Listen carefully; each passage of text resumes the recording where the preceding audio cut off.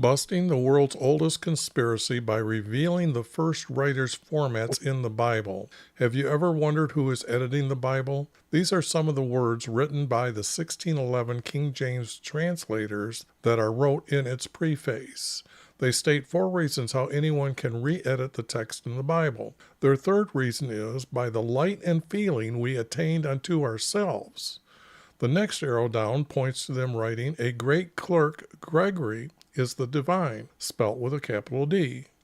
At the bottom, they will tell you by studying the Bible, your reward is to have a participation in a heavenly nature. Whereas the Bible's words should be telling you how to be obedient to our Creator to enter into heaven. Now you know by their own words, they are not the good guys editing the Bible. Here, let me show you the 12 commandments that are listed in Exodus chapter 20, verses 1 through 17. Surprising, isn't it? Now let me show you how I changed one word in Exodus chapter 26, verse 26, the word bars to arches, and now you know that these planks make the hip roof for the tent for meeting for Yahweh. Why did I just use 2 letters for our Creator's name? Well, Hebrews did not have the letters J, O, or W in their language. Therefore, I am closer when I say the letters YV in English than anyone else. It is better to learn how to pronounce these 2 letters in Hebrew. Our Creator made me see Him 8 times, and these videos are my recording of how and why I am re-editing their text. Then all these books that I am editing will be made into one book in order. In my YouTube description, it has our Creator's hidden formats in a PDF of the same text. In fact, it is a message to everyone today and in the future. I have also made many different styles from these hidden formats for copyright reasons. All right, I'll get with paragraph or chapter 27 and 28. I believe I left off on 26. Although I'm not perfect, I don't know if I did that right or not, as far as chapters wise and what's going to happen here. But what it is I'm here recording for history of my editing to find the format that you see here. There are 2 formats in the Hebrew text, and what I do is to, or what it does, I guess is what I should say, is that when you put 2 major words together to make a verse, I have to add a comma. And then what happens is I add 2 more with the least amount of small words, and I get a period. So this is pretty much the 2 verses making a sentence. Okay, and then it repeats itself. And then this group itself actually is a paragraph. And it repeats the pattern, and then all of a sudden this paragraph actually combines with this paragraph to make a larger paragraph. Therefore, I put another space between them, and you can see that it repeats and repeats. This is what I found in chapter 26. Now, this text shows up when I'm editing, and in the long run, all these are going to be tried to be put into correct order. Okay, so we have one book as the truth. But I also have done our Creator's hidden formats, which is a really sophisticated format, but I will be going over them after I complete these. Oops, didn't set this up. Let me see where I last left off. Oh, it's 28. So 27, I had nothing. Everything came out as junk. This one's going to have 25 verses, so probably an hour and a half. What I do with editing here, I have a shortcut for this because it seems like it's been like every chapter I do this. I try to get rid of the small words that aren't necessary, or when I'm changing the word from one word to a better word. And then when I need to add a letter or change the word somehow, I use a green highlight. As you can see, this would be a comma, and this would be a period, because this would say, Creator's saying this, and I don't need this word. Came to me saying. Now, this has been wrong from day one of Ezekiel. Now, Ezekiel, who is Ezekiel? Ezekiel, whoops. Recent files. Ezekiel is a prophet. At the text we have in Ezekiel, though, actually starts with Ezekiel having said a prophecies at this time. And this is where I believe Ezekiel is coming from right now, or his timeline. But I have other text about Assyria coming down and taking over Israel. And then I do have this kind of text, or I got the story of this in a prophecy. So is Ezekiel a prophet on this side, or is he a prophet on this side? I don't know yet as for sure, but like I say, I'm pointing to this area.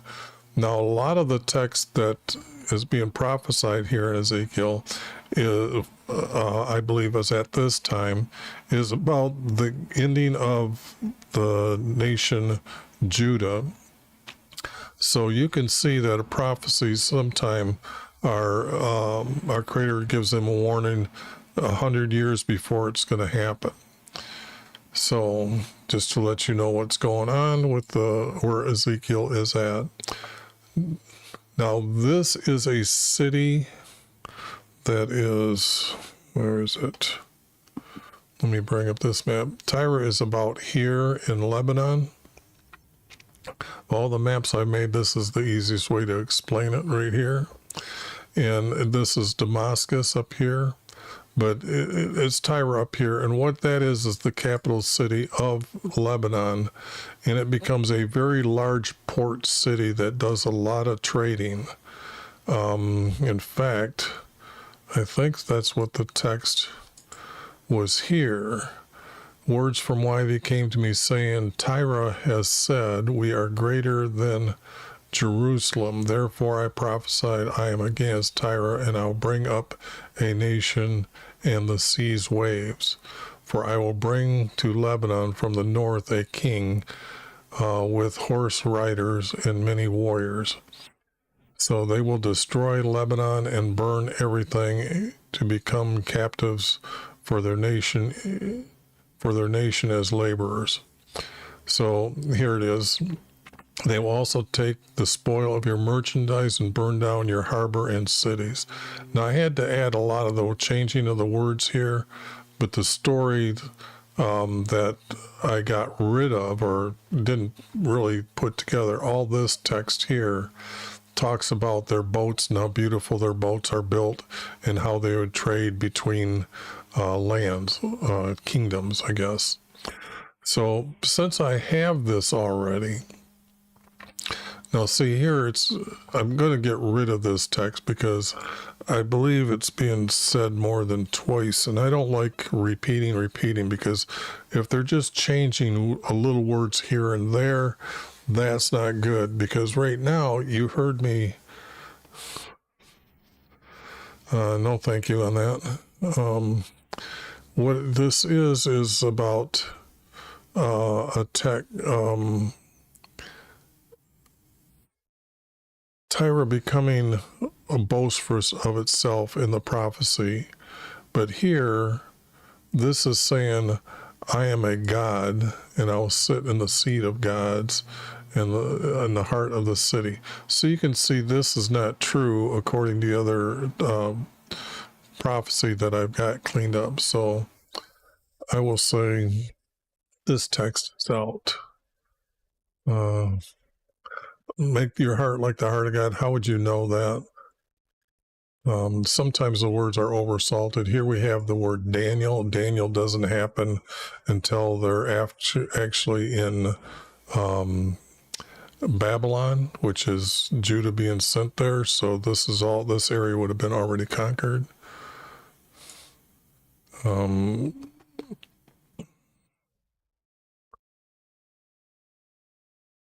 See, this has already been said that they're wealthy because of their trading, but this is not needed.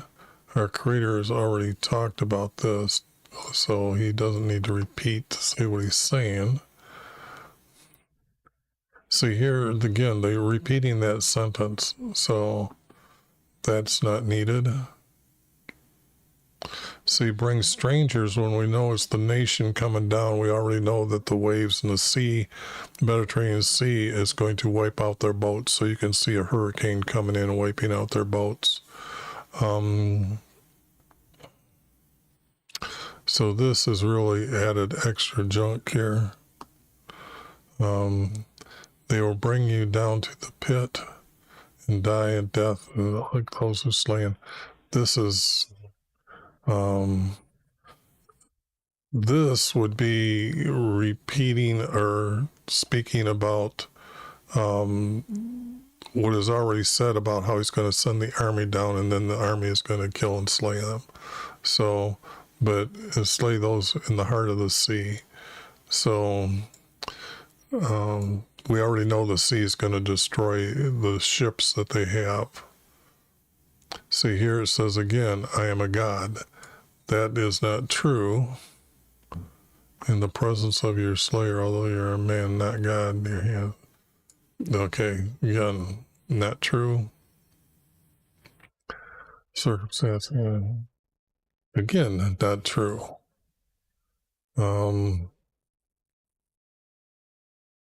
this was said in the text that I got rid of, and I explained it there as that our Creator would not say take up a lamentation for him, because he doesn't care about what's going on. And well, he does care, but I mean, it does at that time.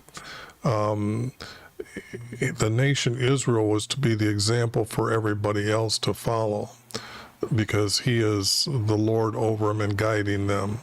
So here, what we're seeing is absolutely false words here. You would not have lamentations over a pagan kingdom. Okay, you had a seal of perfection, full of wisdom and perfect in beauty. Well, that's not quite right, because our Creator created Israel to be the example for everybody else, to live according to our Creator so they can enter into heaven. So these are oversalted words, or words that were put in that are absolutely false. You were in the Garden of Eden. No, precious stones covered. None of this matters. This is just junk. You were anointed cherub as an angel. No, that isn't true. Anointed means that you're designated very highly among man, which is man meaning male and female. That's our Creator's definition for the word man. And he anoints a male to be king or to enter into the priests that are going to serve in his tent or his house for meeting with him. So this is all wrong. Now, how can unrighteousness be found in you when they aren't obeying our Creator? Now, really, you have to know about Lebanon going all the way back to Noah's day. That used to be called Shem's land, which is the eldest son of Noah, and then below it was Ham, or known truthfully as Canaan's land, and then below that would be Japheth's land, and then Shem was promised the blessings from Abraham, or through his son Shem to all the way to Abraham, and then Abraham goes into Canaan, and he's still continuing, but they know they know the history because all of a sudden, when Joshua goes into the promised land, he's going to stop right where it becomes Shem's land. Then Shem's king at that time was liked what David had done against Damascus and who are known as Arams at a time, and David defeated them. And then this king also was the one that built David a house out of planks of wood. So that would have been the first wood house made of planks for King David. And then Solomon needed planks made, and he went to cedar for the house for a meeting with our Creator. So you have to remember how important Shem's area is, and then when you understand that they are onto our Creator as obeying Him before He made them a kingdom, Israel's descendants, His nation, they were obedient to our Creator, which is very important. By the abundance of your trade, see, sin isn't defined right here. Because they weren't to offer a sin offering. So the thing here is how could they sin? They aren't under our Creator's laws or guidance or commandments and statutes. See, all this is not, this could have been talking about their grandeur, but our Creator wouldn't be speaking like this about them. You profaned your sanctuaries. See, this is another thing.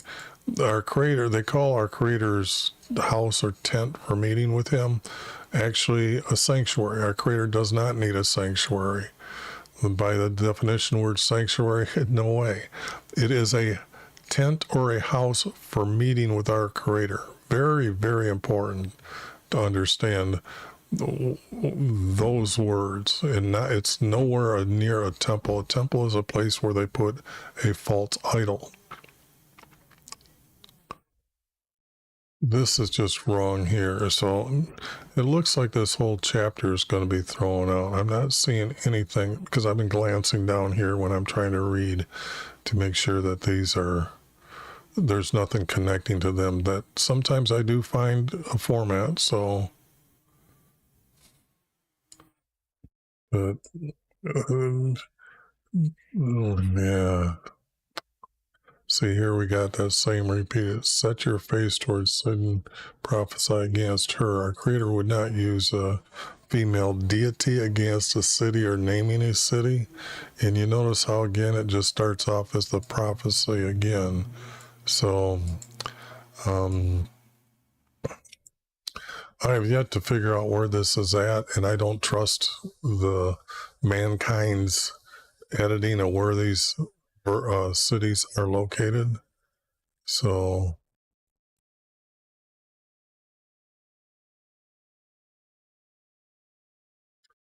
but here again, this word here, if it is there, what I have a problem with is when I show you this area right here, I don't have a name of the kings that are here.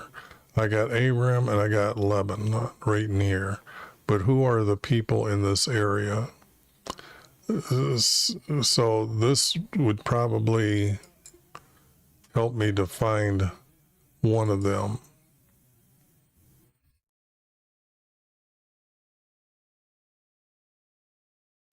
But this is not.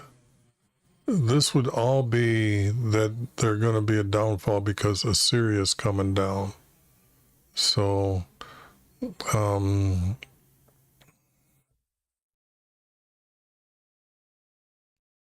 because when Assyria comes down and takes over this, it all becomes Assyria's land. The map that I'm showing you here is like before time, but Assyria starts ruling all this land, and this group kind of falls under Assyria, and then Assyria knows it. So the thing here is to say that this prophecy or words I'm getting rid of are from at another time. It can't happen, like Babylon coming down.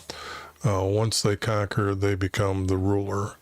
And being as large as they are, their army is 3-4 times as large as anyone else's army.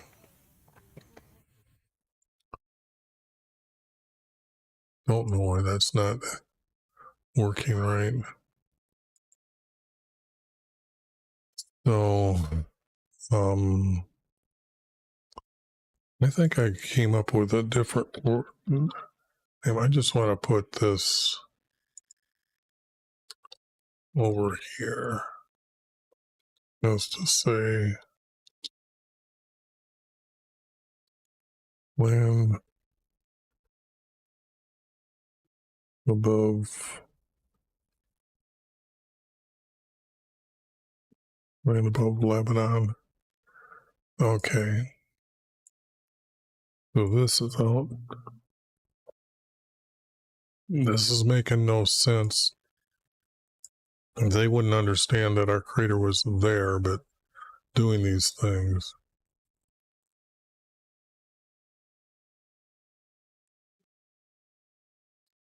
Our prophets aren't going to go up there to that area to just start walking around doing it, saying these things. That isn't how this is done by our Creator.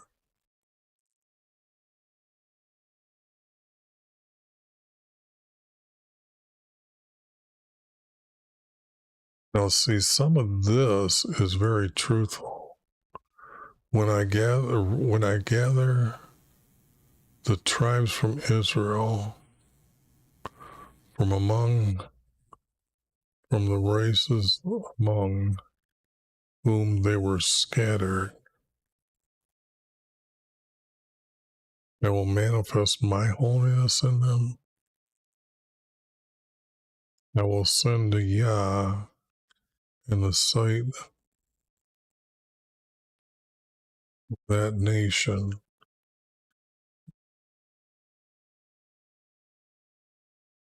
Okay. This would be like talking about David's time when he shows himself or makes himself known to Nebuchadnezzar, especially when Nebuchadnezzar woke up eating grass. He actually declared our Creator's calendar as the calendar that Babylon, all the way up until Rome ruling, was going by our Creator's calendar.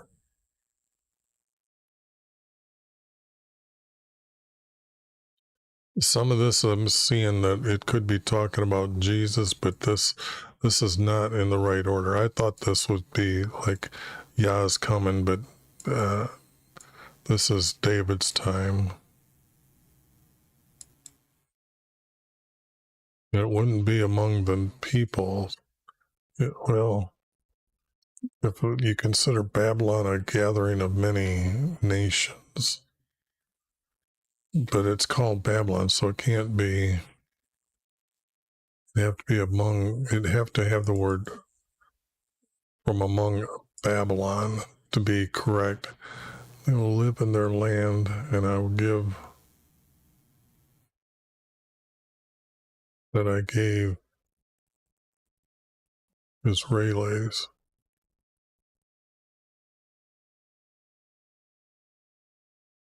Then he's going to execute his judgment upon all.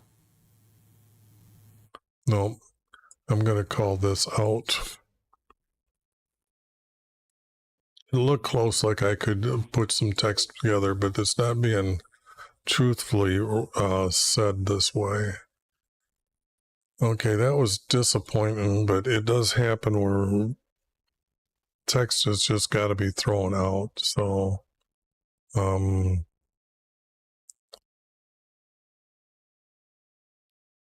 anyways, in the 10th year, the 10th month, on the 12th of the 10th month. Now, This usually needs to be tied to a king to date it. This is what they say all the time. And then set your face against Pharaoh. Now, Pharaoh is a Greek word, so it shouldn't be in the Hebrew text, even though Greece, the city, started in like 700 years before Jesus, and then it started growing and growing and establishing itself, and only until the Roman Empire do we talk about Rome and Greece as having the center of knowledge at that time. So why would he prophesy against Egypt when actually he is sent? I got other prophecies, I guess I should tell you, already established, that he tells them to flee to Egypt, and then he's going to gather them from Egypt. So this is not being said correctly by them, the writers at that time. So I can say that this is going to be out as well. It's a great monster that lies in his rivers, and it says to my Nile is mine, and myself I have made it. Okay, a monster is going to say yes, and he's going to prophesy against this monster. Well, we know that that's not true. Over salted words. Over salted words. It looks like this one's not going to make it either. Nope.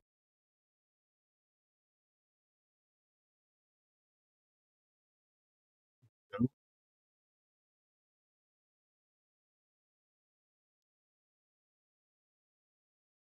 They're still talking about Egypt. This is, the land of Egypt. Nope. Never happened. Just made up text. Made up text.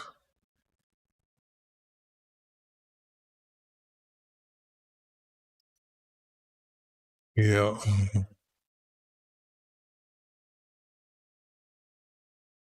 Nope, this is wrong as well.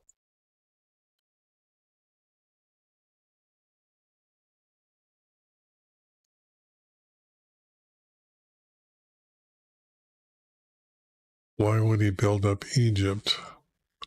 No sense, no meaning of why. He's going to send them away and then he's going to just build them back up. No.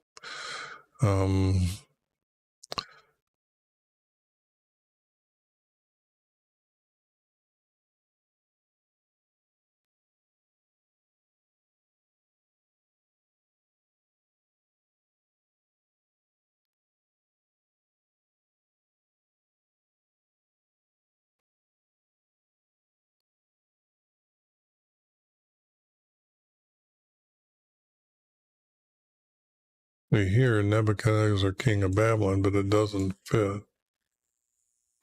Made his army labor hard against Tyre.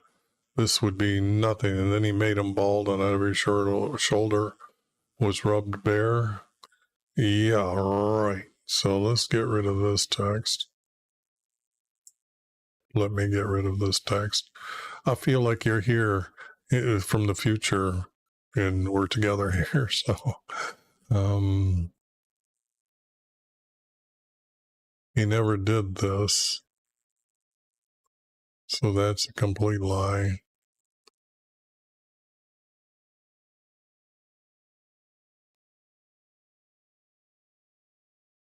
Yeah, this I'll just get rid of. So next we'll get into chapter 25 and 26. It's kind of disappointing, isn't it, to turn into a video and then I just throw it out. But I at least wanted to make this video so this can be said as why I threw it out, I guess. So let me, oops, I wanted to go to this one here and just show you what what Daniel looks like when Daniel is cleaned up. And you can see here it's a 3-verse format. Where is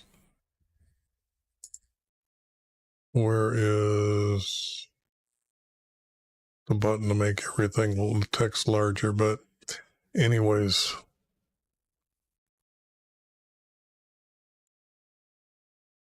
this is Daniel.